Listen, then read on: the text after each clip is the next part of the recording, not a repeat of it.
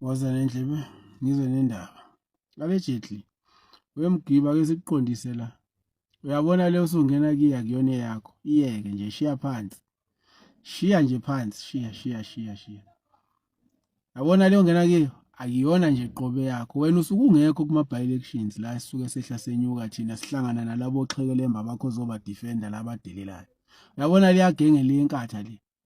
Iyadelela and they lack political knowledge. All they know ukuthi nje bona uma ngabe uphambana nabo abazokubulala. That's the only thing they know.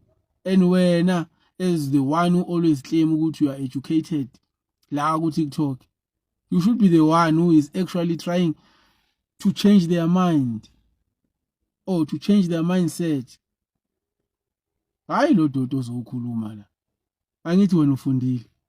So labo xhekelemba bakho abangafundile laba abazi ukuthi bona umuntu mayiphambana nabo nje hayi sokubulala, sokudobola wena. That's the only thing they know. Mabehluleke sokubulala. Wena kodwa leso awazi lento ukuthi isukaphi. Iyeke phuma kiyo usuke ungekho kuma by elections. Awazi ukuthi isukaphi lento. Kodwa le mayekhuluma ukhuluma uyabamokha vele because basuke bangabe sekufika lapha basuke bafike badelele bagwajise bonke abantu beMK basho wonke amasimba labasuke bewasho. Usuke ungekho wena. So sit this one down. Don't even try to be relevant ngento ongana knowledge yayo, ongana experience yayo. Ithi suke sigijima lapha kuma by elections. We know what is happening there. So you don't come here with that nonsense ukuthi wena we IFP so thina singeyona IFP asiye ukukhuluma ngeMK. Wazini wena? Ubani wena ozositshela ukuthi singakhulumi ngeIFP? Uyazini wena ukuthi IFP ayikhulumi ngeMK? Basuke befaka iPK enkulu lapha bangumsindo behlasela iMK. Usuke ungekho wena. So thina suke singanazo lezo iPK enkulu. That's why we come here on TikTok. So yekela ukuphapha mfana. Yekele ukuphapha. Ngeke usizwe thina sikhuluma ngokuthuma kwakho abantu uphuthu lapha yako Steve. Ngeke usizwe. So nawe phuma ke endabeni kaGodole neMK. uGodole umeli iMK sizomdefend. iMK yethu sizoyidefend. Wena mawufuna ukuzodefend inkathi defend nje inkathi kodwa musu kuzokhuluma umsangano. Nayo lento ishoyo ukuthi lapha eMandeni nina is not your stronghold. That's why nathola amavoti amancane. So singahlekisi ngani nomembeso wenu.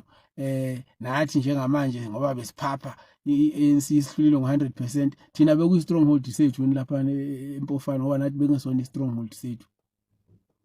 That is an excuse. Thina siyavuma ukuthi izidliwe lapho, ukuthi izidliwe ngobuqopholo noma izidliwe kanjani. Siyavuma ukuthi izidliwe. Ukuthi stronghold se-ANC, we don't care. We know ukuthi abantu lapha they are living in poverty. The conditions are bad in that area, and they will soon realize that they made a mistake by voting back the ANC. That one we know. We are sure of. We are not worried. Yes, we lost with you. It's not like you won. So you cannot come here and claim victory as if it's the IFP that won. Where is the ANC that won?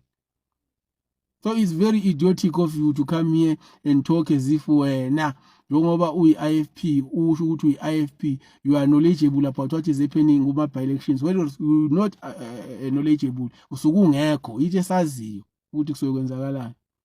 So mawuzwa abantu beMK or uGodole mocking the IFP is because the IFP yaphapha vele.